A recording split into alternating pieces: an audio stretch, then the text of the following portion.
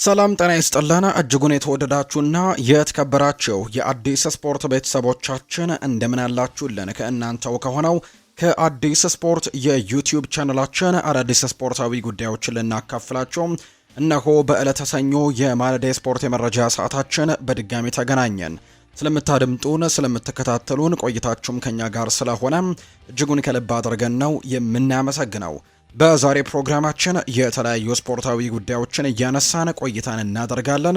ከነዚህ መካከል ትልልቆቹን የአውሮፓ ክለቦች የተመለከቱ እጅግ በርከት ያሉ ስፖርታዊ ጉዳዮችን እያነሳን ነው ቆይታን የምናደርገው። የተለያዩ ርዕሰ ጉዳዮችን እናነሳለን። በተለይ ትናንትና በተወዳጁ የእንግሊዝ ፕሪምየር ሊግ የተደረጉ መርሃ ግብሮች ያሉ ሲጠበቁ ከነበሩ ጨዋታዎች መካከል ደግሞ አንደኛው ትልቁ ሊቨርፑል እና ማንቸስተር ሲቲ በኢቲሃድ ስቴዲየም ያደረጉት መርሃ ግብር ነው።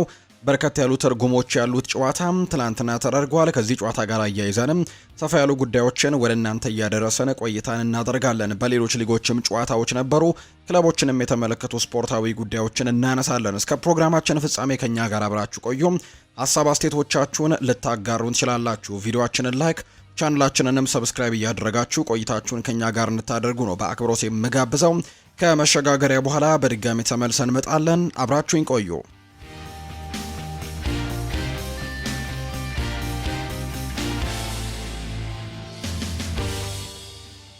ትላንትና የተደረጉ የጨዋታ ውጤቶችን በማስቀደም ነው የዛሬ ፕሮግራማችንን የምንጀምረው። የተወዳጁ የእንግሊዝ ፕሪምየር ሊግ የ25ኛ ሳምንት የመጨረሻ ሁለት መርሃ ግብሮች ትላንትና ተደርገው ተጠናቀዋል። ዕለተ አርብ ጅማሮውን ያደረገው የ25ኛው ሳምንት መርሃ ግብሮች ዕለተ ቅዳሜ ላይም ቀጥለው ትላንትና ደግሞ የመጨረሻዎቹ ሁለት መርሃ ግብሮች ቀጥለው ተደርገዋል። ሁለት ጨዋታዎች ነበሩ ትላንትና የተደረጉት። ቅድሚያ ጨዋታቸውን ያደረጉት ብራይተን ኤንድ ሆቭ አልቢየን እና ክሪስታል ፓላስ ነበሩ።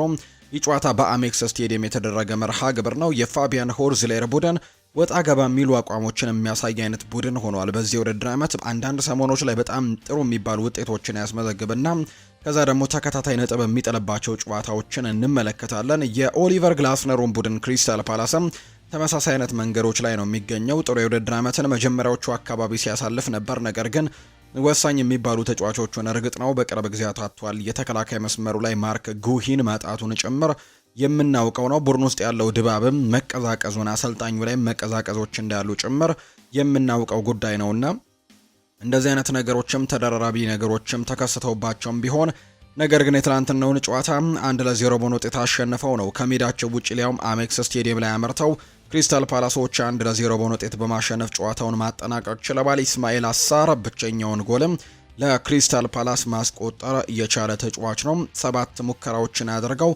ከሰባቱ ሙከራዎቻቸው መካከል ደግሞ 4ቱን ኢላማቸውን ጠብቆላቸው ነው አንዱን አስቆጥረው ጨዋታውን 1-0 በሆነ ውጤት አሸንፈው መውጣት የቻሉት። በዚህም ደረጃውን ማሻሻል የቻለበት ውጤት ሆኖ ተመዝግቦለታል ለክሪስታል ፓላስ። ሌላኛው ግን በጉጉት ሲጠበቅ የነበረውና እጅግ በርካቶች በዋንጫ ፉክክሩ ላይ በቶፕ 4 ፉክክሩ ላይ ሲጠብቁት የነበረው ጨዋታ ነው። ሊቨርፑልና ማንቸስተር ሲቲን በአንፊልድ ያገናኘው መርሃ ግብር ሲጠበቅ የነበረ ጨዋታ ነው። በተለይ ደግሞ ሊቨርፑልን በአንፊልድ ማሸነፍ ለማንቸስተር ሲቲ በጣም ስኬታማ በነበረባቸው ዓመታቶች ጭምር ዳገት የሆነ ነበር። ወይም ማንቸስተር ሲቲ አንፊልድ ላይ ሊቨርፑልን ማሸነፍ እጅግ አስቸጋሪ እንደሆነበት ከዚህ በፊት በተደጋጋሚ ስንመለከት ነበር። እርግጥ ነው በዚህ ውድድር ዓመት ትላንትና 5ኛ ሽንፈታቸውን ነው በአንፊልድ ሊቨርፑሎች ያስተናገሩት። በዚህ ውድድር ዓመት በተለያዩ ቡድኖች በአውሮፓ ቻምፒየንስ ሊግም በፕሪሚየር ሊግም ጭምር በአንዳንድ ቡድኖች ሲሸነፉ ተመልክተናል። በአንፊልድ ስቴዲየምም ቢሆን እንግዲህ ያ የምናውቀውን የአንፊልድን ድባብ አንዳንድ ጨዋታዎች ላይ ሽንፈት ሲያስተናግድ ተመልክተነዋል እና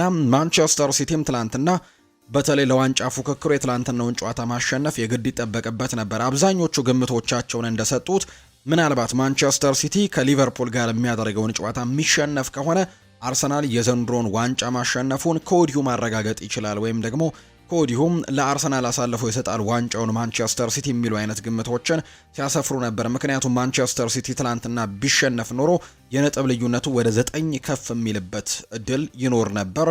በአንጻሩ ሊቨርፑል ደግሞ ለቶፕ 4 ፉክክር እየተፎካከረ ነው የሚገኘው። ማንቸስተር ዩናይትድ እና ቼልሲ በዚህ ቦታ ላይ በትልቁ ተደላድለው የተቀመጡ ቡድኖች ይመስላሉ። ምክንያቱም ያለፉትን ተከታታይ ጨዋታዎች ሁለቱ ቡድኖች እያሸነፉ ነው። ዩናይትድም 4 ተከታታይ ጨዋታዎችን አሸንፏል። ከዛ ውጪ ቼልሲም እንዲሁ 4 ተከታታይ ጨዋታዎችን አሸንፈው 4ኛና 5ኛ ደረጃ ላይ ነው የተቀመጡት።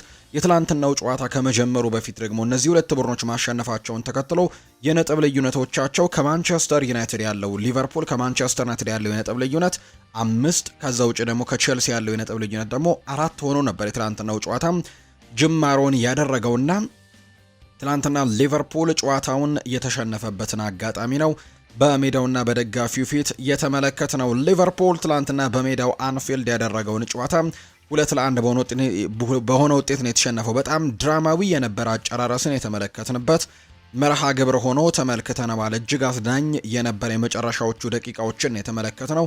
በመጀመሪያ 45 የጨዋታ ክፍለ ጊዜ ማንቸስተር ሲቲ የተሻለ ቁጥሮችን ማስመዝገብ የቻለበት አጋጣሚን ተመልክተናል። በመጀመሪያው 45 ማንቸስተር ሲቲ 61 በመቶ የኳስ ቁጥጥር ነበረው።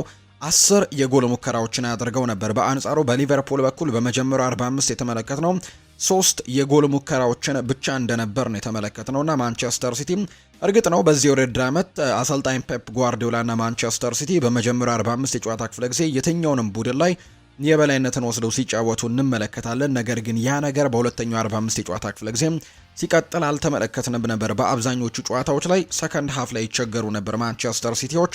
በትላንትናው ጨዋታም በተመሳሳይ መልኩ በመጀመሪያው 45 የጨዋታ ክፍለ ጊዜ እጅግ ጥሩ የሚባለውን ማንቸስተር ሲቲን ተመልክተን ነበር። 10 የጎል ሙከራዎችን አድርገው 3ቱ ኢላማቸውን የጠበቁ፣ ከዛ በተጨማሪ 1.12 ኤክስጂዎችንም ያስመዘገበበት የመጀመሪያው 45ን ነበር ያሳለፈው። ነገር ግን ጎሎችን ማስቆጠር አልቻሉም ነበር።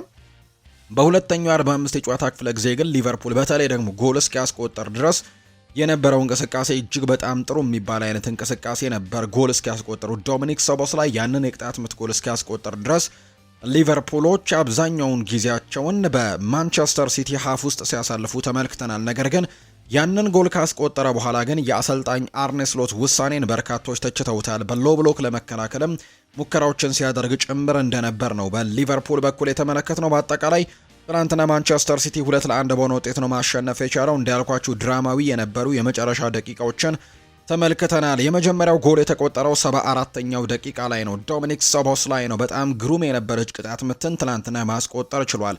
የምታስታውሱት ከሆነ አርሰናልን በአንፊልድ ሲያሸነፉ ሊቨርፑሎች ተመሳሳይ አይነት የቅጣት ምት ጎል አስቆጥሮ ነበር። ተመሳሳይ አይነት ቦታ ይመስላል።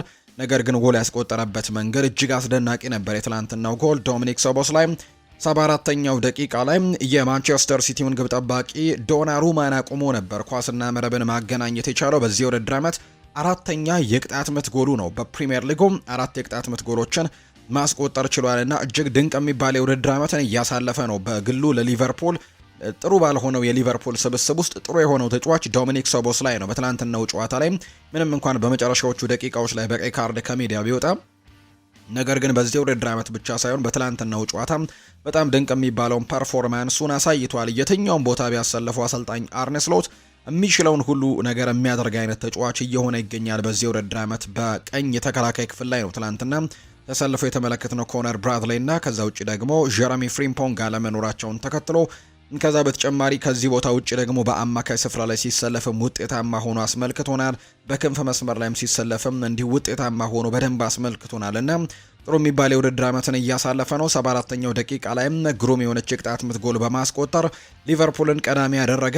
ነገር ግን 84ኛው ደቂቃ ላይ በርናርዶ ሲልቫ ኳስና መረብን አገናኝቶ የማንቸስተር ሲቲው ካፕቴን ጨዋታውን 1-1 አደረገው። በአንጻሩ 93ኛው ደቂቃ ላይ ማታያስ ኑኔስ ላይ በተሰራው ጥፋት አሊሰን ቤከር በሰራው ጥፋት ማለት ነው የተገኘውን የፍጹም ቅጣት ምት ኤርሊንግ ብራውት ሃላንድ ኳስና መረብን አገናኝቶ ጨዋታው 2-1 በሆነ ውጤት ነው የተጠናቀቀው። ነገር ግን ጨዋታው ሊጠናቀቅ ሽርፍራፊ ሰከንዶች በቀሩበት ሰዓት ላይ ወይም በጭማሪ ደቂቃው 90+10 ላይ ራያን ሸርኪ ጎል አስቆጥሮ ነበር። በአንድ አጋጣሚም ሊቨርፑሎች እንግዲህ 2-1 እየተመሩ ስለነበር ግብ ጠባቂው አሊሰን ቤከር ጭምር ወደ ማጥቃቱ አመርቶ ነበርና የተሻማውን ኳስ ግን ማንቸስተር ሲቲዎች አግኝተውት ወደ ጎል ሞክሮት ነበር ራያን ሸርኪ።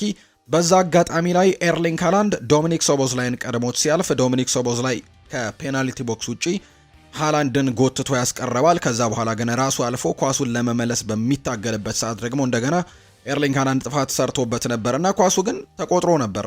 ራያን ሸርኪ የሞከራት ኳስ ቀጥታ ሄዳ ወደ ጎልነት ተቀይራ ነበር። ዳኛው ቫር ከተመለከቱ በኋላ ጎሉን በመሻር የቅጣት ምት ለማንቸስተር ሲቲ እና ለዶሚኒክ ሶቦስላይ ደግሞ የቀይ ካርድ የሰጡበትን አጋጣሚም ተመልክተናል። በርካቶችም በዚህ ኢንሲደንት ላይ ወይም ደግሞ በዚህ አጋጣሚ ላይ የተለያዩ ሀሳቦቻቸውን እያነሱ ነው የሚገኙት። ለምሳሌ ያክል ጎሉ ተቆጥሯልና አድቫንቴጅ መጠበቅ ነበረበት የሚሉ አይነት ሀሳቦች ይነሳሉ። ነገር ግን አድቫንቴጅ እንዳይጠበቅ ያደረገው ትልቁ ነገር ዶሚኒክ ሶቦስላይ ብቻ አይደለም ጥፋቱን የሰራው። ዶሚኒክ ሶቦስላይ ጥፋቱን ሰርቶ ኳሱ ሄዶ ቢቆጠር ኖሮ አድቫንቴጅ ይጠበቅላቸው ነበር። ነገር ግን ከዛ በኋላ ግን እንደገና ኤርሊንግ ሃላንድ ሶቦስላይ ኳሱን ሊያድነው በሚሞክርበት ሰዓት ድጋሚ ጥፋት ተሰርቷልና አድቫንቴጅ እንዳይጠበቅ ያደረገበት ምክንያትም ያ እንደሆነ ነው እየተገለጸ የሚገኘው። በዚህም መሰረት ዶሚኒክ ሶቦስላይን በቀይ ካርድ አጥተዋል ሊቨርፑሎች። ትላንትና እንግዲህ ሌላኛው ትልቁ ማጣታቸው ነው የዚህ ውድድር ዓመት የሊቨርፑል ምርጥ ከሚባሉ ተጫዋቾች መካከል አንደኛው የሆነውን ተጫዋች በሚቀጥለው ጨዋታ ላይ በቋሚነት ማሰለፍ የማይችሉበትን አጋጣሚ ነው የተመለከትነው። በአጠቃላይ ድራማዊ የነበረው አጨራረስን የተመለከትንበት የአንፊልዱ ጨዋታ ማንቸስተር ሲቲ 2-1 በሆነ ውጤት በማሸነፍ የዋንጫ ፉክክሩ ላይ አሁንም ነፍስ የዘራበት፣ በአንጻሩ ለሊቨርፑል ደግሞ በውድድር ዓመቱ ላይ ቶፕ 4 ገብቶ ለማጠናቀቅ እጅግ በጣም አስቸጋሪ ሊሆን የሚችልበትን አይነት ውጤት አስመዝግበው ነው ትላንትና ያጠናቀቁት። የተወዳጁ የእንግሊዝ ፕሪምየር ሊግ በሳምንቱ አጋማሽ እንደሚቀጥል ይታወቃልና በሳምንቱ አጋማሽ ሊቨርፑል ከሰንደርላንድ ጋር ወደ ስታዲየም ኦፍ ላይት አምርቶ ጨዋታውን ያደርጋል። ማንቸስተር ሲቲ በአንጻሩ በሜዳው ኢቲሃድ ስቴዲየም ለተረቡ ከፉልሃም ጋር ነው መርሃ ግብሩን የሚያደርገው። እነዚህ ሁለት ጨዋታዎችም ይጠበቃሉ። ከጨዋታው በኋላ ምን አይነት ጉዳዮች ተነሱ የሚሉትን ጉዳዮች እንመልከት። በርናርዶ ሲልቫ በርከት ያሉ ጉዳዮችን ተናግሯል። ማንቸስተር ሲቲ ተመልሷል ሲል ነው በርናርዶ ሲልቫ የተናገረው። የማንቸስተር ሲቲው ተጫዋች የሆነው በርናርዶ ሲልቫ ማንቸስተር ሲቲ ተመልሷል ሲል ከጨዋታው በኋላ ሀሳቡን አጋርቷል። አንፊልድ የሊጉ ከባዱ ስቴዲየም ይመስለኛል። ለብዙ ቡድኖችም እዚያቻ መውጣትም ጥሩ ውጤት ነበር፣ እኛ ግን አሸንፈናል በማለት ነው በርናርዶ ሲልቫ የሚናገረው። ከጨዋታው በፊት ከተሸነፈን ዋንጫውን እንደምናጣ ተሰምቶን ነበር፣ ወይም ጨዋታውን ተሸንፈን ቢሆን ኖሮ ዋንጫውን እንደምናጣ ነበር የምናስበው ብሏል። አርሰናሉ አሁንም ከኛ የተሻለ ደረጃ ላይ ነው የሚገኘው፣ ነገር ግን ይህንን ጨዋታ ማሸነፍ እንዳለብን ተሰምቶን ነበር ሲል ይናገራል። ይሄ ትንሽ ወደ እነሱ ያቀርበናል፣ ተስፋ አለን፣ እስከ መጨረሻው እንፋለማለን ሲል በርናርዶ ሲልቫ ከትላንትናው ድል በኋላ ሀሳቡን ሰጥቷል። ኤርሊንግ ሃላንድም እንዲሁ ከጨዋታው በኋላ ሀሳቡን የሰጠው ሌላኛው ተጫዋች ነው። በጭራሽ ተስፋ አልቆረጥንም ሲል ነው የተናገረው። የማንቸስተር ሲቲን የአሸናፊነት ግብ ያስቆጠረው ኤርሊንግ ብራውት ሃላንድ ቡድናቸው ተስፋ ባለመቁረጡ እንደተደሰተን የገለጸው። በጭራሽ ተስፋ አልቆረጥንም፣ ያ ደግሞ በጣም አስደስቶኛል ሲል ኤርሊንግ ሃላንድ ይናገራል። ስለ ዋንጫ ፉክክሩ ያነሳው ኤርሊንግ ሃላንድ ይሄ ፕሪሚየር ሊግ ነው፣ ሁሉም ነገር ሊፈጠር ይችላል፣ ለማየት ደግሞ ዝግጁ ነን ሲልም ጭምር ነው የተደመጠው። ለሶቦስላይ በጣም አዝኛለሁ፣ ምክንያቱም 3 ጨዋታዎች ይቀጣል፣ ፍጹም ቅጣት ምትም ተሰጥቶ ባይወጣም እመርጥ ነበር ሲልም ጭምር ነው የተናገረው። ኤርሊንግ ብራውት ሃላንድ ነው ይህንን ሀሳብ ያነሳው። ነገር ግን እንደ መረጃዎቹ ከሆነ ግን ምናልባት ከሰንደርላንድ ጋር ብቻ የሚደረገው ጨዋታ ላይ ሊቀጣ እንደሚችልና አንድ ጨዋታ ብቻ ሊቀጣ እንደሚችል የሚያሳዩ መረጃዎች ናቸው እየወጡ የሚገኙት። ወይም ደግሞ ጎል የሚሆንን እድል በማባከን ወይም ደግሞ በማጨናገፍ በሚለው ሕግ ምክንያት አንድ ጨዋታ ሊቀጣ እንደሚችል የሚያሳዩ ፍንጮች ናቸው እየወጡ የሚገኙትና እንግዲህ እነዚህ አይነት ጉዳዮች ተነስተዋል። ሌላኛው ሮይ ኪን ነው ሀሳቡን የሰጠው።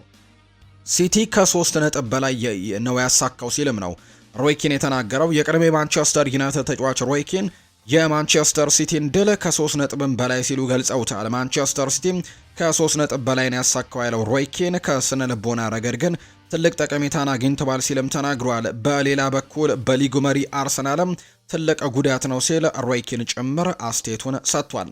ሃላንድ ይናገራል። ተስፋ ለመቁረጣችንን ወድጄዋለሁ፣ ወደ ዓላማችን መሄድ ጀምረናል፣ መቼም ማናቆምም ሲልም ጭምር ነው ሃላንድ ጭምር የተናገረው። በርናርዶ ሲልቫ ጎል ሲያስቆጥር የሚያስገርም ስሜት ነበር። ትንሽ ደስታውን እንደሚገልጽ ተስፋ አድርጌ ነበር፣ ነገር ግን ሌላ ጎል ፈልጎ ነበር። ይህንንም በጣም ወድጄዋለሁ ብለዋል ኤርሊንግ ሃላንድ ሲናገር። ፔፕ ጓርዲዮላም ከጨዋታ በኋላ የተለያዩ ጉዳዮችን አንስተዋል። በርናርዶ ሲልቫ በእግር ኳስ ታሪክ ውስጥ ካሉት ታላላቅ ተጫዋቾች አንዱና በህይወቴ ካሰለጠንኳቸው ታላላቅ ተጫዋቾችም መካከል አንደኛው ነው ሲል ፔፕ ጓርዲዮላ ይናገራል። ከራሱ ጥቅም ይልቅ የቡድኑን ጥቅም የሚያስቀድም አይነት ተጫዋች ነው። እሱ ለማንኛውም ተጫዋች አርአያ ነው። እሱ ምሳሌ ነው። እኔ በግሌ ከሱ ብዙ ነገሮችን እማራለሁ ሲልም ጭምር ነው ፔፕ ጓርዲዮላ ሀሳቡን የሰጠው። ጓርዲዮላ ይቀጥልና እኛ ማድረግ የምንችለው ነገር ቢኖር አርሰናል ላይ ጫናዎችን መፍጠር ነው። እናም ደግሞ አንገታቸው ስርም እየተነፈስን እንገኛለን ብሏል። እዚሁ መገኘት እንፈልጋለን። ከዚህም እነሱ ካሉበትም ከተዘናጉ የሆነ ነገር ለማድረግም ያንን አጋጣሚ ለመጠቀም መሞከር ይኖርብናል ሲል ጭምር ፔፕ ጓርዲዮላ ሐሳቡን ሰጥቷል። በአንፊልድ የመጀመሪያው ጨዋታውን ስላደረገው ኩሳኖቭም ተጠይቆ ነበር። ከኡዝቤኪስታን መጥቶ ለ6 ወራት ፈረንሳይ ያሳለፈ እናም አሁን ደግሞ በዚህ ቡድን ውስጥ ከኤኪቲኬም ከሳላህ ጋር ተፋጦ ምን አይነት ጨዋታ እንዳሳለፈ ተመልክታችኋልና ድንቅ ተጫዋች ነው ሲል ኩሳኖቭን አድንቆታል። እንግዲህ ይህንን ነው ሐሳቡን የሰጠው ፔፕ ጓርዲዮላ። ማርክ ጉሂ ትላንትና እያንዳንዱን ኳስ ተች በሚያደርግበት ሰዓት የሊቨርፑል ደጋፊዎች ጨዋታን ሲያሰሙበት ተመልክተናል። እንደ ምክንያትነት የሚነሳው በተለይ በክረምቱ የተጫዋቾች የዝውውር መስኮት ተጫዋች ወደ ሊቨርፑል ሊያመራ ከጫፍ ደርሶ እንደነበር የምናስታውሰው ነው። ነገር ግን በአሰልጣኝ ኦሊቨር ግላስነር እና በክሪስታል ፓላስ ውሳኔ ምክንያት የተጫዋቹ ዝውውር ሳይሳካ እንደቀረም የምናስታውሰው ነው። እናም ወደ ሊቨርፑል ሊያመራ የነበረው ተጫዋች ነገር ግን በጥር የዝውውር መስኮት ወደ ማንቸስተር ሲቲ ማምራቱ በሊቨርፑል ደጋፊዎች ዘንድ የተወደደ አልመሰለም እና ትላንትና እያንዳንዱን ኳስ ተች በሚያደርግበት ሰዓትም ደጋፊዎች ሲጮሁበት ነበር። ማርክ ጉሂ ይናገራል። የሊቨርፑል ደጋፊዎች እንደውም ስለ ጮሁብኝ የተሻለ እንድጫወተም ረድተውኛል ሲልም ጭምር ነው ማርክ ጉሂ የተናገረው። በትላንትናው ጨዋታ ላይ በጣም ጥሩ ከነበሩ ተጫዋቾች መካከል አንደኛው ነው። አለማንሳት የማይቻለው ግን የጂያንሉጂ ዶናሩማን ወርልድ ክላስ ግብ ጠባቂ መሆኑን ትላንትና ያሳየበትን አጋጣሚ ተመልክተናል። በተለይ ደግሞ ወደ ጨዋታው ወደ መጠናቀቁ አካባቢ ላይ 2-1 እየመሩ በነበረበት ሰዓት ማካሊስተር የሞከረውን ኳስና ያዳነበትን አጋጣሚ እጅግ በጣም አስደናቂ ሴቭን ነው ትላንትና ጂያንሉጂ ዶናሩማ ማድረግ የቻለው። እሱ ብቻ ሳይሆን አሰልጣኝ ፔፕ ጓርዲዮላ ጭምር አላመነም ኳተ ሴቭ ሲልም ተመልክተናል በጨዋታው ላይ አጋጣሚ ላይና እጅግ በጣም አስገራሚ የነበረች ሴቭን ነው ትላንትና ጂያንሉጂ ዶናሩማ ያደረገው። ለማንቸስተር ሲቲ ትላንትና ነጥብ ይዞ ሙሉ 3 ነጥቡን ይዞ ለመውጣትም ትልቁ ምክንያት ከሆኑት ሰዎች መካከል አንደኛው ጂያንሉጂ ዶናሩማ እንደሆነ ተመልክተናልና እጅግ በጣም ድንቅ ግብ ጠባቂ መሆኑን ትላንትና ማሳየቱ የወጣበት አጋጣሚን የተመለከት ነው። አሰልጣኝ አርኔ ስሎት ሐሳቡን ሰጥቷል። በብዙ ነገር እንደተሻሻልን አሳይተናል ሲል የተናገረው የሊቨርፑል አሰልጣኝ አርኔ ስሎት ቡድናቸው ከወራት በፊት ከነበረው በብዙ ነገር መሻሻሉን አሳይተናል ሲልም ይናገራል። የት ቦታ እንዳለን እናውቃለን ያሉት አሰልጣኙም ከወራቶች በፊት ከማንቸስተር ሲቲ ጋር ካደረግነው ጨዋታ ጋር ሲነጻጸር ብዙ እንደተሻሻልን አሳይተናል ሲልም ነው የተናገረው። አክለውም ይሄ ምን ያክል እየተሻሻልን እንደሆነ ያሳያል። ብዙ ጨዋታዎች አይቀርም፣ ነገር ግን ዛሬ እንዳደረግነው ጥሩ መስራታችንን መቀጠል አለብን፣ ነገር ግን በውጤቱ ሲልም ነው የተናገረው። ማንቸስተር ሲቲ በዚህ ውድድር ዓመት በደርሶ መልስ በመጀመሪያውም ዙር ጨዋታ በኢቲሃድ ስቴዲየም ማሸነፋቸውን እናስታውሳለን 3-0። የትላንትናውንም ጨዋታ እንዲሁ 2-1 አሸንፈዋልና በደርሶ መልስ ሊቨርፑልን ሲያሸንፉ ከ89 አካባቢ ዓመታት በኋላ የተከሰተ ክስተት እንደሆነ ነው የተነገረው። በደርሶ መልስ ሁለቱንም ጨዋታዎች ማንቸስተር ሲቲ አሸንፈው መውጣት የቻለበትን አጋጣሚን የተመለከት ነው። መውቀስ ያለብን ራሳችንን ነው ብሏል ቨርጂል ቫን ዳይክ። የሊቨርፑል አምበል ቨርጂል ቫን ዳይክ ቡድኑ በፍጥነት ትኩረቱን በቀጣይ መርሃ ግብር ላይ እንዲያደርግ አሳስቧል። መወቀስ ያለብንም ራሳችንን ያለው ቫን ዳይክ አሁን ትኩረታችን በፍጥነት ወደ ሰንደርላንዱ ጨዋታ መለወጥ አለበት፣ ምክንያቱም ከባድ ጨዋታ ነው የሚጠብቀን ሲልም ነው የተናገረው። ሪያ ግራቨንበርች በበኩሉ በመጀመሪያው አጋማሽ በልጠውናል፣ በሁለተኛው አጋማሽ ግን እኛ የተሻለን ነበረን፣ ያለ ነጥብ መውጣት አይገባንም ነበር ሲልም ጭምር ነው የተናገረው ሪያ ግራቨንበርች። ሜሎስ ኪርኬዝም ይናገራል። ማንቸስተር ሲቲ ያስቆጠረው የመጀመሪያ ጎል ሰዓት ላይ እርስ በርሳችን ምንም አልተግባባንም፣ አልተናበብንም ነበር፣ አልተረጋጋንም ነበር፣ በዛ ምክንያት ነው የተቆጠረብን ሲልም ጭምር እንዲሁ ተናግሯል። አርነ ስሎት ይቀጥልና በተጨማሪ ሰዓት ጎል ማስተናገድ ልንላመድ ተቃርበናል፣ ዛሬም እንደገና ተቆጥሮብናልና ይህንን ነገር ማስተካከል አለብን ሲልም ነው የተናገረው። ይህንን አፈጻጸም ከጥቂት ወራት በፊት ካነጻጸራችሁት ብዙ መሻሻሎችን ያሳየንበት ነው ሲልም ይናገራል። ስለ ዳኝነት ውሳኔም ጥያቄ ቀርቦለት ነበር አርነ ስሎት። የተኛውን የዳኝነት ውሳኔ ብሎ ሲል ይናገራል አርነ ስሎት። የመጀመሪያው ዙር ላይ ቫን ዳይክ የተሻረበትን ጎል ነው ወይስ በመጀመሪያው ዙር ለማንቸስተር ሲቲ የተሰጠው ፔናልቲ ነው ወይስ ማርክ ጉሂ በቀይ መውጣት የነበረበትን አጋጣሚ ነው ወይስ ደግሞ መጨረሻ ላይ ፔናልቲ የተሰጠብንን ነው ሲልም ጭምር ነው አርነ ስሎት ምላሹን የሰጠውና የተለያዩ ጉዳዮችን አንስቷል። ከዳኝነቱ ጋር በተያያዘ ሊቨርፑል 2026 ከገባ በኋላ በሊጉ ያደረገው ጨዋታ ብዛት 7 ጨዋታ ነው። ማሸነፍ የቻለው ግን አንድ መርሃ ግብር ብቻ እንደሆነ ተመልክተናልና ጥሩ የሚባል ጊዜን እያሳለፈ አይገኝም የአምናው ሻምፒዮን ሊቨርፑል። ፔፕ ጓርዲዮላ ይናገራል። በስተመጨረሻም በአንፊልድ አሸንፈናል። በክሎፕ ጊዜ በሊቨርፑል በአንፊልድ ማሸነፍ በጣም ከባድ ነበር፣ ነገር ግን ዛሬ አሳክተነዋል ሲል ነው የትላንትናው ጨዋታን በተመለከተ ሀሳቡን ሲያጋራ ፔፕ ጓርዲዮላ ሀሳቡን የሰጠውና ማንቸስተር ሲቲ በአጠቃላይ የሊቨርፑል ስብስብን 2-1 በሆነ ውጤት ያሸነፈበት ውጤት ትላንትና የተመዘገበው ጨዋታ ነው። በአጠቃላይ የ25ኛ ሳምንት የተወዳጁ የእንግሊዝ ፕሪምየር ሊግ መርሃ ግብሮች ተደርገው ተጠናቀዋል። አርሰናል በ56 ነጥቦች ሊጉን እየመራው ይገኛል በአንደኝነት። ማንቸስተር ሲቲ በ6 ነጥቦች ዝቅ ብሎ በ50 ነጥብ ሁለተኛ ነው። አስተን ቪላ በ47 ነጥቦች ሶስተኛ ደረጃ ላይ ሲቀመጥ፣ ማንቸስተር ዩናይትድ በ44 አራተኛ ነው። ቼልሲ በ43 አምስተኛ፣ ሊቨርፑል በ39 ነጥቦች ስድስተኛ ደረጃ ላይ የተቀመጠ ቡድን ነው። ዌስትሃም፣ በርንሌ እና ወልቭስ የመጨረሻዎቹን 3 ደረጃዎች ይዘዋል። ኤርሊንግ ብሮት ሃላንድ በ21 ግቦች ከፍተኛ ግብ አስቆጣሪነቱን ይመራል። ኢጎር ቲያጎ በ17፣ አንቷን ሴሜኒዮ በ12 ግቦች ደግሞ እየተከተሏቸው ይገኛሉ። የተወዳጁ የእንግሊዝ ፕሪምየር ሊግ የትላንትናና የዚህ ሳምንት የ25ኛው ሳምንት መርሃ ግብሮችም እነዚህ ነው የሚመስሉት። 26ኛው ሳምንት መርሃ ግብሮች ደግሞ ነገ ጅማሯቸውን እንደሚያደርጉ የወጣላቸው መርሃ ግብር ያሳያል። በሌሎች ሊጎች የተደረጉ ጨዋታዎችን ደግሞ እንመልከት ውድ ቤተሰቦቻችን። በስፓኒሽ ላሊጋም ትናንትናም በርከት ያሉ መርሃ ግብሮች ቀጥለው ተደርገዋል። ከነዚህ መካከል ግን ሲጠበቁ ከነበሩት ጨዋታዎች መካከል አንደኛው በሜስታያ ቫሌንሲያና ሪያል ማድሪድ ያደረጉት መርሃ ግብር እጅግ በርካቶች በጉጉት ሲጠበቁት የነበረ ጨዋታ ነው።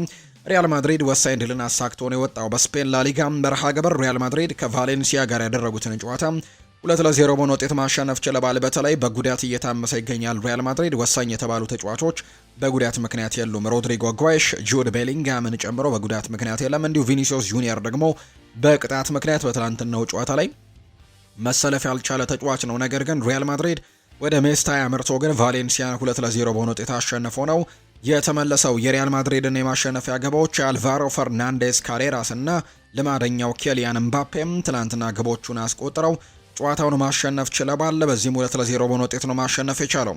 ሪያል ማድሪድ ከመሪው ባርሴሎና ያለውን የነጥብ ልዩነትም ወደ 1 ማጥበብ ችሏል። ኬሊያን ምባፔ በውድድር ዓመቱ 23ኛ ግቡን ነው ትላንትና ማስቆጠር የቻለው። በዚህም ሪያል ማድሪድ በ57 ነጥቦች ሁለተኛ ደረጃ ላይ ሲቀመጥ፣ ቫሌንሲያ በ23 ነጥቦች 17ኛ ደረጃ ላይ ነው የተቀመጠው። በቀጣይ ሪያል ማድሪድ በሜዳው ሳንቲያጎ ቤርናቢው ከሪያል ሶሴዳድ ጋር መርሃ ግብሩን ያደርጋል። ኬሊያን ምባፔ በጣም አስደናቂ ተጫዋች ነው። ስለሱ የምናገርበት ቃላት የለኝም።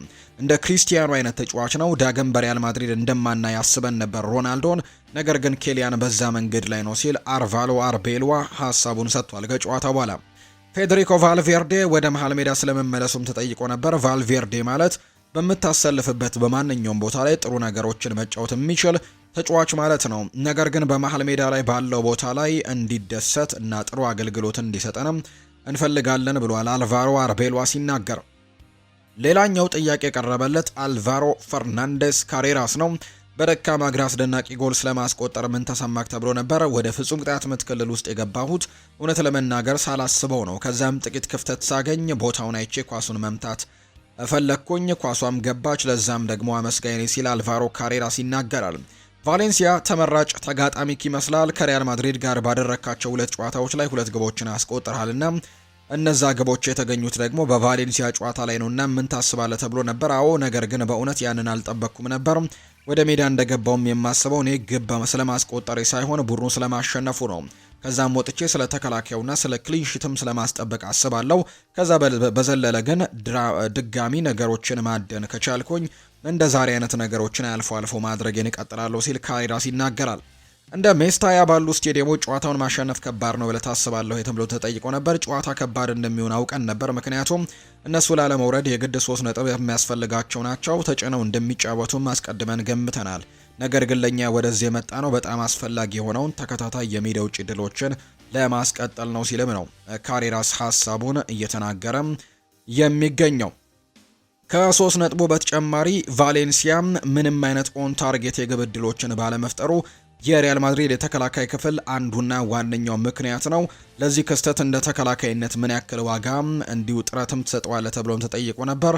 እንደተናገርኩት ነው ክሊንሺትን ማስቀጠል በጣም አስፈላጊው ነው። ተደጋጋሚ ቡድን ምንም አይነት ግልጽ የጎል ዕድሎችን እንዳያገኝ መከላከል አለብን። ወደፊት ስንመጣ ደግሞ ግብ የማስቆጠር ዕድሎቻችን በአጥቂ ስፍራ ላይ ስናገኝም ጎል በማስቆጠር ልንጠቀምባቸው ይገባል ሲልም ነው አልቫሮ ካሬራስ ሀሳቡን የተናገረው። ኬሊያን ምባፔ በ31 ጨዋታዎች 38 ጎሎችን አስቆጥሯል። እናም ይሄ ደግሞ እብደት ነው።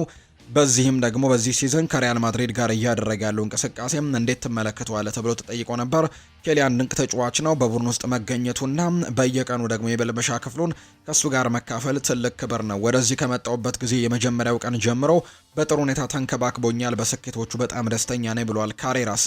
ኤምባፔ በአውሮፓ አምስቱ ታላላቅ ሊጎች ውስጥ ከሚገኙ አጥቂዎች በጣም በላቀ መልኩ ያለማቋረጥ ተከታታይ የሊግ ጎሎችን ያስቆጠረ የመጀመሪያው ተጫዋች ነው። ኬሊያን ኤምባፔ በላሊጋ ባደረጋቸው ያለፉት 6 ጨዋታዎች ላይ 7 ግቦችን ከመረብ ጋር አሳርፈዋል። ይህም ከጎል ጋር የተጓዘ ረጅሙ ጨዋታው እንደሆነ ነው ኦፕታ የተባለው የመረጃ ምንጭ ይፋ ያደረገው። ዳኒ ካርቫሃል ከትላንትናው ጨዋታ መጠናቀቅ በኋላ በጣም አዝኖና ተበሳጭቶ ተመልክተነዋል። ምክንያቱም አልቫሮ አርቤሏ ለምን በዚህ ጨዋታ ላይ እሱን ማጫወት እንዳልፈለገ አልገባውም። ሆኖም ግን ፒንቶስ ሊያጽናናው ቢሞክርም ምንም ፋይዳ አልነበረውም። ካርቫሃል እጅጉን በመናደድ በስተመጨረሻ ሜስታያ ለቆም እንደወጣ ነው የኤስፒኤኑ ጋዜጠኛ ሮድራ ሀሳቡን እያጋራ የሚገኘው።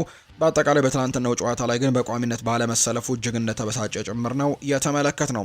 በሌሎች የስፓኒሽ ላሊጋ ትናንትና ጨዋታዎችን እንመልከት። ዲፖርቲቮ አላቬስ በሜዳውና በደጋፊው ፊት በሄታፌ 2-0 በሆነ ውጤት ተሸንፏል። አትሌቲክ ቤልባኦ በባስክ ትላንትና ሌቫንቴን 4-2 በሆነ ውጤት ማሸነፍ ችሏል። ሲቪያ በሜዳው ራሞን ሳንቼስ ፒዥዋን ከዢሮና ጋር 1-1 ነው ያጠናቀቀው። አትሌቲኮ ማድሪድ በሜዳው ኤርዋንዳ ሜትሮፖሊታኖ አሬና ያደረገውን ጨዋታ በሪያል ቤቲስ 1-0 በሆነ ውጤት የተሸነፈበት መርሃ ግብር ትላንትና የተደረጉ ጨዋታዎች ናቸው። ዛሬ በስፓኒሽ ላሊጋ አንድ መርሃ ግብር ይደረጋል። ቪያሪያል በሜዳው ኢስታዲዮ ዴላ ሴራሚካ ከኤስፓኞል ጋር የሚያደርገው ጨዋታ ዛሬ የሚጠበቀው ጨዋታ ነው። በፍሬንች ሊግ 1 ትናንት ሲጠበቅ የነበረ አንድ የክላሲክ ጨዋታ ነበር። ፓሪስ ሳን ዠርሜን እና ኦሎምፒክ ደ ማርሴይ በፓርክ ደስ ፕሪንሰስ ትናንትና ሲጠበቅ የነበረውን ጨዋታ አድርገዋል። ፓሪስ ሳን ዠርሜን ግን የሚፎካከረውን ኦሎምፒክ ደ ማርሴይን የሮቤርቶ ዲ ዘርቢውን ቡድን በሰፊ ጎል ልዩነት 5-0 በሆነ ሰፊ ውጤት ነው ማሸነፍ የቻለው። የፓሪስ ሳን ዠርሜንን የማሸነፊያ ግቦች ኦስማን ዴምቤሌ 2 ጎሎችን ማስቆጠር ችሏል። ክቪቻ ክቫራስኬሊያ እና ሊካንግኢን እንዲሁ ደግሞ ሜዲና ራሱ ላይም ጎል አስቆጥሮ ጨዋታውም በ5-0 አሸናፊነት ነው የተጠናቀቀው። ኦሎምፒክ ደ ማርሴይ መሪነት ደረጃውን በ12 ነጥቦች ለመራቅ ተገዷል ከፓሪስ ሰን ዠርሜን። ፓሪስ ሰን ዠርሜን ሁለተኛ ደረጃ ላይ ከሚገኘው ሎንስ በ2 ነጥቦች ርቀው ደግሞ በአንደኝነት ተቀምጠዋል። ሎንስ ፓሪስ ሰን ዠርሜን በ51 ነጥብ አንደኛ ሲቀመጥ፣ ማርሴይ በ39 ነጥቦች አራተኛ ደረጃ ላይ የተቀመጠ ቡድን ሆኗል። በሌሎች የፍሬንች ሊግ 1 ጨዋታዎች ኒስ እና ሞናኮ 0-0 ሲያጠናቅቁ አንጀርስ ቱሉዝን 1-0 አሸንፈዋል። ኦንዤ እና አዲሱ አዳጊው ፓሪስ 0-0 ሲጠናቀቅ ሊ ሃርቬ ደግሞ ስትራስቡርግን 2-1 ያሸነፈበት የትላንትና የፍሬንች ሊግ 1 መርሃ ግብሮች ናቸው። በጣሊያን ሴሪኤም ትናንትና ጨዋታዎች ተደርገዋል። ዩቬንቱስ ከላትሲዮ ጋር ያደረገውን ጨዋታ በአቻ ውጤት ነው ያጠናቀቀው። ዩቬንቱስ ከላትሲዮ ጋር ያደረገውን የጣሊያን ሴሪኤ 24ኛ ሳምንት መርሃ ግብር 2-2 መሆናቸው ውጤት ተጠናቋል። የላትሲዮን ግቦች ፔድሮ ሮድሪጌዝ እና እንዲሁ ደግሞ ኢሳክሰን ሲያስቆጥሩ ዌስተን መኬኒ እና ካሉሉ ዩቬንቱስን አቻ ያደረጉ ጎሎችን ማስቆጠር ችለዋል። ነገር ግን ማሸነፍ አልቻሉም። ዩቬንቱስ በ46 ነጥቦች አራተኛ ደረጃ ላይ ተቀምጧል። በቀጣይ ደግሞ ከኢንተር ሚላን ጋር ነው ወሳኝ መርሃ ግብሩን ዩቬንቱስ የሚያደርገው። በሌሎች የጣሊያን ሴሪኤ መርሃ ግብሮች ትላንትና ፓርማ ቦሎኛን 1-0 አሸንፏል። ሊቼ ኡዲኒዜን እንዲሁ 1-0 በሆነ ውጤት ሲያሸንፍ፣ ሳሶሎ በሜዳውና በደጋፊው ፊት በኢንተር ሚላን የ5-0 ሽንፈት ትላንትና አስተናግዷል። ያን ቢሴክ ቀዳሚውን ጎል ያስቆጠረ ተጫዋች ነው። ማርከስ ቱራምም እንዲሁ ጎል አስቆጥሯል። ከዛ ውጭ ደግሞ ትላንትና ጎል ያስቆጠሩት ላውታሮ ማርቲኔስ፣ ማኑኤል አካንጂ እና ሉዊስ ሄንሪኬ ትላንትና ግቦቹን ለኢንተር ሚላን ያስቆጠሩ ተጫዋቾች ናቸው። በዚህም ኢንተር ሚላን የትላንትናውን ጨዋታ 5-0 በሆነ ሰፊ ውጤት ነው ማሸነፍ የቻሉት። ዛሬም በጣሊያን ሴሪ 2 ጨዋታዎች ይደረጋሉ። አታላንታ ከክሮምኔንሴ፣ ሮማ ደግሞ ከካግሊያሪ ጋር የሚያደርጓቸው ጨዋታዎች ዛሬ የሚደረጉ መርሃ ግብሮች ናቸው። ሌሎች ሊጎች ላይም ትላንትና በጀርመን ቡንደስሊጋም ለምሳሌ ያክል ጨዋታ ተደርጓል። ኮሎኝና አርቢ ለብዚሽ ጨዋታቸውን አድርገው አርቢ ለብዚሽ 2-1 በሆነ ውጤት አሸንፈዋል። በሜዳው ባየር ሚኒክ አሊያንዝ አሬና ላይ ሆፋይኒያምን ገጥሞ 5-1 በሆነ ውጤት ያሸነፈበት መርሃ ግብርም ትናንትና የተደረገ ነው። በጨዋታው ላይ ሉዊስ ዲያስ 3 ግቦችን ማስቆጠር ችሏል። ሃትሪክ የሰራበት ጨዋታ ነው። ከዛ ውጪ ሃሪ ኬን 2 ጎሎችን ያስቆጥሮ የወጣበት መርሃ ግብር ሆኖ ተጠናቋል። በአጠቃላይ ትላንትና በአውሮፓ ታላላቅ ሊጎች የተደረጉ መርሃ ግብሮችና የጨዋታ ውጤቶቻቸው እነዚህን ነው የሚመስሉት። አሁን ደግሞ ክለቦችን የተመለከቱ ስፖርታዊ ጉዳዮችን እናንሳ። የአርሰናልን ጉዳዮች በማስቀደም ነው የምንጀምረው። ሲቲን አሸንፎ ነው አርሰናል ዋንጫ ማንሳት ያለበት ብሏል የቀድሞ የአርሰናል ተጫዋች የነበረው አሽሊ ኮል ሲናገር። አርሰናል ፕሪሚየር ሊጉ ላይ ከሲቲ ጋር ያለበትን ጨዋታ አሸንፎ ነው ዋንጫውን ማሳካት ያለበት። ከሜዳ ውጪ ተጉዞ ኢቲሃድ ላይ የሚደረገውን ጨዋታ ማሸነፍ አለበት።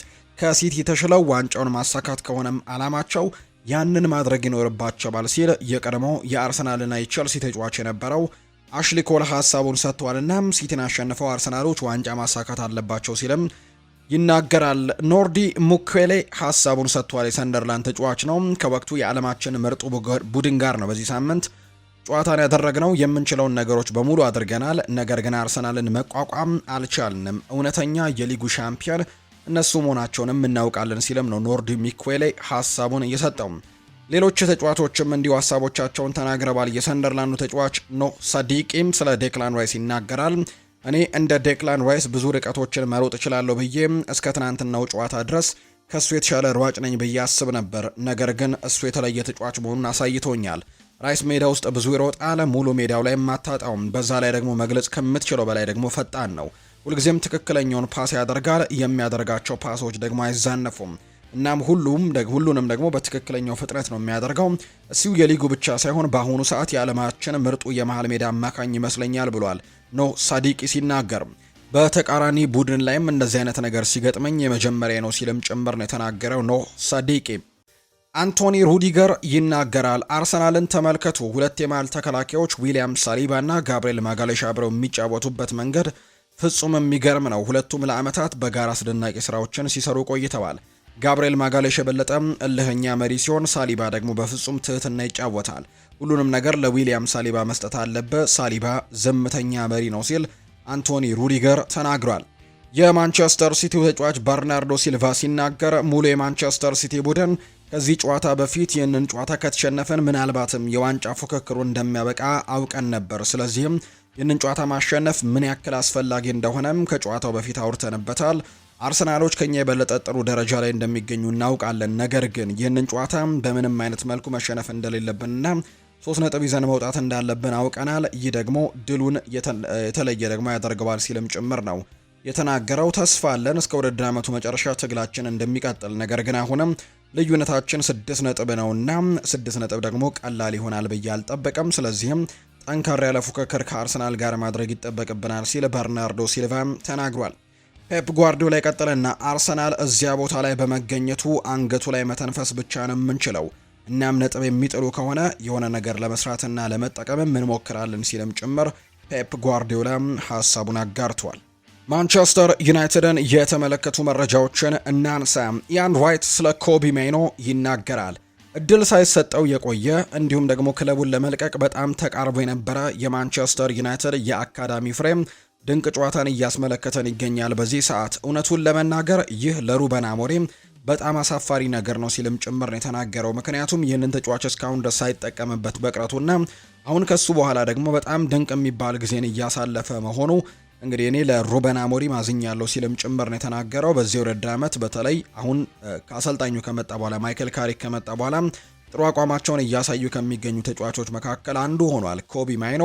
በተለይ ወደ እንግሊዝ ብሔራዊ ቡድንም ለመጠራት እጅግ እንትኑን እንዳሰፋው ወይም እድሉ ሰፊ እንደሆነለት እየተነገረ ይገኛል። ስለዚህ ወደ እንግሊዝ ፕሪሚየር ሊግ ሊጠራ የሚችልበት እድሉ አሁን ላይ በትልቁ እንዳለው ጭምር ነው እየተገለጸ የሚገኘውና ይህም ደግሞ ለኮቢ ማይኖ እጅግ ሲፈልገው የነበረ ጉዳይ እንደነበረና ክለቡንም ሊለቅ የነበረበት ትልቁ ምክንያት እንደነበር የምናስታውሰው ነው። ዳኒ መርፊ ስለ ብሩኖ ፈርናንዴዝ ይናገራል። ብሩኖ በዚህ ሰዓት የአውሮፓ ምርጡ 10 ቁጥር ተጫዋች ነው ብዬ በሙሉ አፌ መናገር እችላለሁ ሲል ዳኒ መርፊ ይናገራል። ከጨዋታም ኮቢ ማይኖ ለዓለም ዋንጫው ለእንግሊዝ ስብስብ ውስጥ ለመጠራትም እድሉ እየጨመረ መምጣቱን ኢኤስፒኤን ዩናይትድ ኪንግደም መረጃውን አጋርቷል። ለንግግሮች የሚበልጥ እየተቃረበ ነው የሚገኘውና የቶማስ ቱሄል ስብስብ ውስጥ የመካተት እድል እንዳለው ነው የተገለጸው። ብሩኖ ፈርናንዴዝ በዚህ የውድድር ዓመት በአውሮፓ 5 ታላላቅ ሊጎች 70 የግብ ዕድሎችን መፍጠር የቻለ የመጀመሪያው ተጫዋች እንደሆነ መረጃዎች ወጥተዋል። ማታያስ ኩኛ ስለ ደጋፊው ጸጉር መቆረጥ ይናገራል። በተለይ ማንቸስተር ዩናይትድ 5 ተከታታይ ጨዋታዎችን ሲያሸንፍ ጸጉሬን እቆረጣለሁ እስከዛ ግን አልቆረጥም ያለውን ደጋፊ በተመለከተ ነው እንግዲህ ማቲያስ ኩኛ ሀሳቡን የሰጠው። አንዳንድ ጊዜ ሰዎች ከ5 ተከታታይ ድሎች በኋላ ስለተገኘ 15 ነጥብ ከማሰብ ይልቅ ስለ ጸጉር አቆራረጥ ይበልጥ የሚያስጨንቃቸው ጊዜ ላይ ሆኗል። ለእኔ ግን ዋናው ነገር 15ቱ ነጥቦች ናቸው። ስለ ጸጉር መቆረጥ ምንም አይነት ግድ አይሰጠኝም ሲልም ነው ማቲያስ ኩኛ የሚናገረው። አንዳንድስ ጊዜም ስለ ጉዳዩ እናወራለን፣ ነገር ግን ይህ የእኛ መነሳሻ አይደለም። በዚህ ውስጥ ምንም የሚደነቅ ነገር አልመለከትም ሲልም ጭምር ነው ማቲያስ ኩኛ የተናገረው። ሌላኛው ሪዮ ፈርዲናንድ ያነሳቸው ነጥቦች ናቸው። እኔም ምለው ካሴሜሮ ለምንድን ነው ማንቸስተር ዩናይትድን ለቆ የሚሄደው? በዩናይትድ አዲስ ኮንትራት መፈረም አለበት። አሁን ልናናግረውና ሌላ ኮንትራት ልንሰጠው ይገባል። ሌላ 1 ዓመትም ይጨምርልን ልንለው ይገባል። የሱ ተተኪን ለማግኘት ከሚመጣው ወጪ የሱን ውልም ደግሞ በማደስ የሚወጣው ወጪ ይሻላል። አለበለዚያ ግን ተተኪ ሊያስፈልግ ነው ማለት ነው። አሁን ላይ በካሪክ ስር እያሳየ ያለው ብቃት አንጻር ካሴሜሮን ለመተካት ብዙ ገንዘቦችን ማውጣት ይኖርብናል ሲል ሪዮ ፈርዲናንድ ይናገራልና መልቀቅ የለበትም። በክለቡ ቆይቶ አሁንም መቀጠልና መጫወት ይኖርበታል ሲልም ጭምር ነው የተናገረው። ካሪክ ቋሚ አሰልጣኝ መሆን ይገባሉ ላይ ተብሎም ተጠይቆ ነበር። ሪዮ ፈርዲናንድ አይ እኔ በሆን አሁን ላይ ቋሚ አሰልጣኝነት ስራውን አልሰጠውም። ማይክል ካሪክን አውቀዋለሁ፣ ለብዙ ዓመታትም አብሬው ተጫውቻለሁ። ነገር ግን እዚህ በልበ ሙሉነት ተቀምጬ አሁን የቋሚ አሰልጣኝነት ስራውን ሊሰጠው አይገባም ብዬ መናገር እችላለሁ። እስከ ውድድር ዓመቱ መጨረሻ ድረስ ሲቀጥልና ሲዝኑ ሲጠናቀቅ ሁኔታዎችን መዝኑና ገምግሞ ውሳኔ መስጠቱ የተሻለ ይሆናል ብዬ አስባለሁ ሲልም ጭምር ነው የተናገረው ሪዮ ፈርዲናንድ። ሉክ ሾው ስለ ማይክል ካሪክ ተናግሯል። እሱ ብዙ ለውጦችን አምጥቷል። ለእኔ ግን ትልቁ ነገር እሱም ክለቡን ያውቀዋል፣ እንዲሁም ደግሞ የእግር ኳስ ጨዋታችንን ለማሸነፍ ሁሉንም ሰው ደግሞ ደስተኛ ለማድረግና በምናደርገው ነገርም እንድንደሰት ምን እንደሚያስፈልገን በትክክል ያውቃል። እርግጥ ነው እዚህ ተጫዋች በነበረበት ጊዜም ብዙ ዋንጫዎችን አሸንፏል። ስለዚህም ክለቡን ይረዳዋል። ለእኔ ደግሞ ትልቁ ነገር ይሄ ይመስለኛል ሲልም ነው የተናገረው። ከተጫዋቾች ምርጡን ብቃት እንዴት ማየት እንዳለብንም ያውቃል። አሁንም በትክክል ያንን ማድረግ ይኖርብናል ሲልም ነው የተናገረው። ሳንድሮ ቶናሊ በክረምቱ የዝውውር መስኮት ከሚፈለጉ የማንቸስተር ዩናይትድ ኢላማዎች መካከል አንደኛው ነው። በጥር ተጫዋቾች የዝውውር መስኮት በተለይ በመጨረሻው ቀን ስሙ ከአርሰናል ጋር በትልቁ ሲነሳ እንደነበር እናስታውሳለን። ነገር ግን ምናልባት ይህ ተጫዋች በዝውውር ጉዳይ ላይ ክፍት ይሆናል ተብሎ ስለሚታሰብ ማንቸስተር ዩናይትድ እና አርሰናል በክረምቱ ተጫዋቹን ለማስፈረም ትልቅ እንቅስቃሴ ሊያደርጉ ይችላሉ። ስለዚህም ሳንድሮ ቶናሊ በክረምቱ የዝውውር መስኮት የማንቸስተር ዩናይትድም የአማካይ ስፍራ ኢላማ ነው። ኒውካስል ተጫዋቹን ለመሸጥ 100 ሚሊዮን ፓውንድም እንደሚጠይቅ ነው በርካቶች እየጠበቁ የሚገኙት። ማንቸስተር ዩናይትድ የብሬንትፈርዱን የቀይ መስመር ተመላላሽ ሚኬል ካዮዲን ለማስፈረም የሚደረገውን ፉክክር ተቀላቅሏል። ብሬንትፈርድ ተጫዋቹ ላይ የ50 ሚሊዮን ፓውንድ ዋጋ እንደለጠፈበት ጭምር የሚያሳዩ መረጃዎች ናቸው በትልቁ የወጡት። ማንቸስተር ዩናይትድ ማርኮስ ሴንሲን ለማስፈረም ፍላጎትም እንዳላቸው መረጃዎች እየወጡ እንደሚገኙ ነው ዘገባዎች የጠቆሙት። ቸልሲን የተመለከቱ መረጃዎችን ደግሞ ናንሳ። ኮል ፓልመር ይናገራል። ህይወት በሊያም ሮስኒየር ስር ማራኪ ነው ብለዋል። በራስ መተማመን ሰጥቶናል፣ ራሳችንን እንድንሆንና በነፃነት እንድንጫወትም አድርጎናል። ሙሉ ለሙሉ ከጉዳቴ ሳገግም ምርጡ እኔን እንደምታዩትም እርግጠኛ ነኝ ሲል ነው ኮል ፓልመር የተናገረው። ደስተኛ አይደለም ብለው ያውሩ፣ እነዚህ ሁሉ አይረቡ ወሬዎች ናቸው። ሁሉም ሰው አይረቤ ወሬዎችን ይወዳል። እኔ ግን ለእንደዚህ አይነት ነገሮችም ትኩረት አልሰጥም ሲል ነው ኮል ፓልመር ከጨዋታው በኋላ የሚናገረው። የስፔን አርጀንቲና እንደተናገረው ከሆነ ወይም እንዳስነበበው ከሆነ የሁሊያን አልቫሬዝ ወኪሎች በዚህ ሳምንትም በለንደን ተገኝተው በዝውውሩ ጉዳይ ላይ ከቼልሲ ባለሀብቶች ጋር ይመካከራሉ።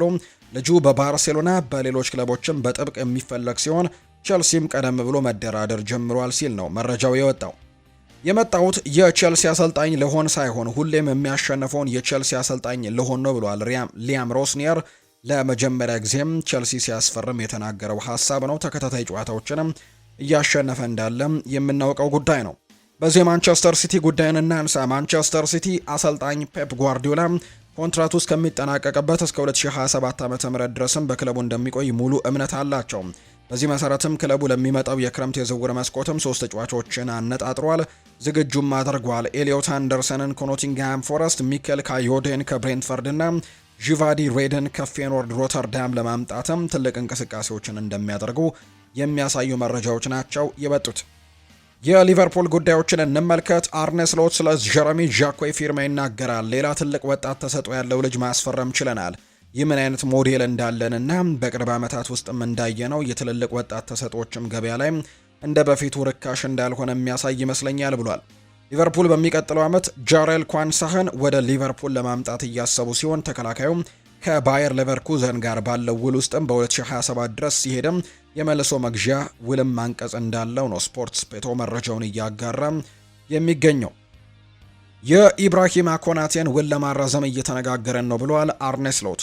የሊቨርፑል አሰልጣኝ አርኔ ስሎት የኢብራሂማ ኮናቴን ኮንትራት ለማራዘም ንግግር ላይ መሆናቸውን ነው የገለጹት። ኮንትራቱን ለማራዘም አሁንም በንግግር ላይ ነን ሲሉ አሰልጣኝ አርኔ ስሎት ተናግረዋል። ኢብራሂማ ኮናቴ በሊቨርፑል ያለው ኮንትራት በሚቀጥለው ክረምትም ይጠናቀቃል። ተጫዋቹ ውሉን የማያራዝም ከሆነ በሚቀጥለው ክረምትም በነፃ ሌላ ክለብ መቀላቀል ይችላል ተብሎ እንደሚታሰብ ነው መረጃው የወጣው። የሪያል ማድሪድ ጉዳይን እንመልከት። የፋቢያን ሩይስ ስም በሪያል ማድሪድ ቢሮ ውስጥ ውይይት ተደርጎበታል። ነገር ግን ኬሴሜት ጠንካራ እጩ ሆኖ ብቅ ማለቱን ነው ሮድራ መረጃውን ያጋራው። የብራዚሉ ክለብ ፍላሚንጎ ቪኒሲዮስ ጁኒየርን ወደ መጀመሪያ ክለቡ የመመለስ የረጅም ጊዜ እቅድ እንዳለው ነው የተገለጸው። ሪያል ማድሪድ በክረምቱ በክሬቲቪቲ ወይም በፈጠራ ችሎታው ላይ ተጫዋቾችን ለማስፈረም ፍላጎቱ አለው። በዚህም ቪታኒሃን ተወዳጅ አድርገው ይመለከቱታል። ነገር ግን እሱን ማስፈረም በፓሪሰን ጀርሜን በኩል ይለቀቃል ተብሎ ስለማይታሰብና እንዲሁ ደግሞ የመዘዋወሪያ ገንዘቡም ትልቅ ይሆናል ተብሎ ስለሚጠበቅ በጣም ትልቅና ከባድ ሊሆንባቸው እንደሚችል ነው የተገመተው። የሪያል ማድሪድ ስካውቲንግ ቡድን የመሃል ተከላካዩን ስፍራ እንደገና ለመስራት ወይንም ደግሞ ለመገንባት ኒኮ ሽሎተርቤክንና ካስቶሎ ሉኬባን የመሳሰሉ አማራጮችን በቅርበት እየተከታተለ እንደሚገኝ መረጃዎች ወጥተዋል። ኢብራሂማ ኮናቴ እንደ አማራጭ ሆኖ ዳግም ተመልሷል። ሪያል ማድሪድ በቅርቡ ስላለበት ሁኔታ በድጋሚ ለመጠየቅም ተጫዋቹን እንዳነጋገረው ጭምር ነው ማቴዎ ሞሬቶ ጋዜጠኛው ሐሳቡን እየሰጠ የሚገኘው። በ2018 ክሪስቲያኖ ሮናልዶ ሪያል ማድሪድን ከለቀቀ በኋላና ሪያል ማድሪድ ኬሊያን ኤምባፔን ከማግኘቱ አስቀድሞ ክለቡ ልዩና አስተማማኝ የቅጣት ምት መቺ ባለማግኘቱ እጅጉን ሲሰቃይ ተስተውሏል። በሮናልዶ ዘመን በማድሪድ ቅጣት ምቶች 6.1 ሬቲንግ ሲኖራቸው ከሮናልዶ ዘመን በኋላ ግን ይህ ቁጥር ወደ 1.6 ዝቅ ብሏል። ሮናልዶ ከሪያል ማድሪድ ጋር በቅጣት ምት 33 ጎሎችን አስቆጥሯል። ይህም በክለቡ ታሪክ ሪከርድ ተደርጎ ተቀምጧል። ከሱ በኋላም ጋሬት ቤል የተቀመጠው ቤል በሮናልዶ ዘመን ያስቆጠረው የቅጣት ምት ጎል 4 ብቻ እንደሆነ የሚታወቅ ነው። ከኬሊያን ጋር ስለ ፒቺቺ ስለመፎካከር ወይም ስለ ላሊጋ ከፍተኛ ግብ አስቆጣሪነት ስለመፎካከር የማዮርካው ተጫዋች ሞሪኪ ጥያቄ ቀርቦለት ነበር። አይ የተፎካከርኩ አይደለም፣ ኬሊያን በፈለገ ሰዓት ጎል ማስቆጠር የሚያስችል ብቃት አለው። ስለዚህም እኔ ሁለተኛ እንኳን ብጨርስ እንዳሸነፍኩ ያክል ነው የምደሰተው፣ የማከብረው። የኔ እቅድ ከ20 በላይ ጎሎችን አስቆጥሬ ሲዝኑን ማጠናቀቅ ነው ሲል ሞሪኪ ይናገራል። አርዳ ጉለር በሻቪ አሎንዞ የግዛት ዘመን ማብቂያ ላይ በዲሲፕሊንና በአቋም መዋዠቅ ወደ ቤንችነት ከወረደ በኋላ በሪያል ማድሪድ በአርቤሏ ዘመን መልሶ ቦታውን አግኝቷል። አርዳ ጉለር በዚህ ውድድር ዓመት በ34 ጨዋታዎች ላይም ያለ ጉዳትና ያለ አንድም ካርድም ደግሞ የተሳተፈ ነው። ሪያል ማድሪድ በእርግጠኝነት ኒኮ ፓዝ በጁላይ አንድም ወደ ዋናው ቡድን እንዲመለስም ወስኗል። ክለቡ ተጫዋቹን ከኮሞ ለመመለስም 9 ሚሊዮን ዩሮ ይከፍላል። ተጫዋቹ በ2024 በቂ የመጫወቻ ደቂቃዎችንና በራስ መተማመንን ፈልጎም ወደ ማቅናቱ የሚታወስ ሆኖ እንደሚታወቅ ነው ዘገባዎች የሚያሳዩት። ሆኖም ዛሬ ላይ ተሳክቶለት ራሱን ለማሳየትም በብሔራዊ ቡድኑ በሩን ከፍቷል። አሁን ግን መመለሱ የተረጋገጠ ጉዳይ እንደሆነ ነው ዲያሪዮ አስ መረጃውን ያጋራው።